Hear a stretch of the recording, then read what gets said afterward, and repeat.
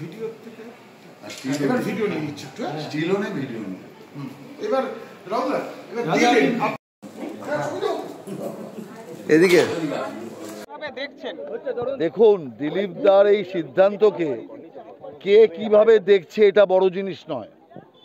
বড় জিনিস হচ্ছে সংসার চালাবেন দিলীপ দা, ঘর করবেন দিলীপ দা। অতএব বাইরের কেউ সে সিদ্ধান্ত কোনো কিছুভাবে জাজ করার সেটা যৌক্তিকতা হিসাবে আমি সঠিক মনে করি না। আসল বিষয় হচ্ছে মিয়া বিবি রাজি তো ক্যা করেগা কাজী, বিষয়টা হচ্ছে এখানে। অতএব যারা তাদের বিবাহ বন্ধনে আবদ্ধ হওয়ার সিদ্ধান্ত নিয়েছেন তারা যথেষ্ট নিজেদেরকে এস্টাবলিশ করেছেন, জানেন সমস্ত কিছু, জীবনের সব কিছু অনুভব তারা করেছেন, উপলব্ধি করেছেন, করে সিদ্ধান্ত নিয়েছেন।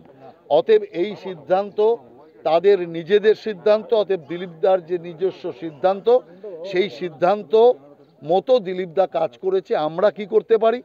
আমরা শুভেচ্ছা জানাতে পারি, আর সেই শুভেচ্ছা জানানোর জন্যই আমরা এসেছিলাম।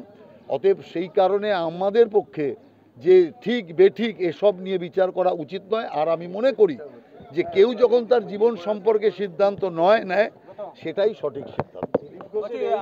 এই ইস্যুতে এখন তৃণমূল কংগ্রেস তাদের বক্তব্য যে এই বিয়ে নিয়েও বিজেপির মধ্যে গোষ্ঠীদ্বন্দ্ব, ওরা শুভেন্দু অধিকারী এখনো পর্যন্ত কোনো শুভেচ্ছা জানালেন। দেখুন, বিষয় হচ্ছে তৃণমূল শুধু খোঁজে যে বিজেপির পারিবারিক গন্ডগোলে পর্যন্ত ঢুকে যায়, পারিবারিক বিষয় পর্যন্ত ঢুকে যায়।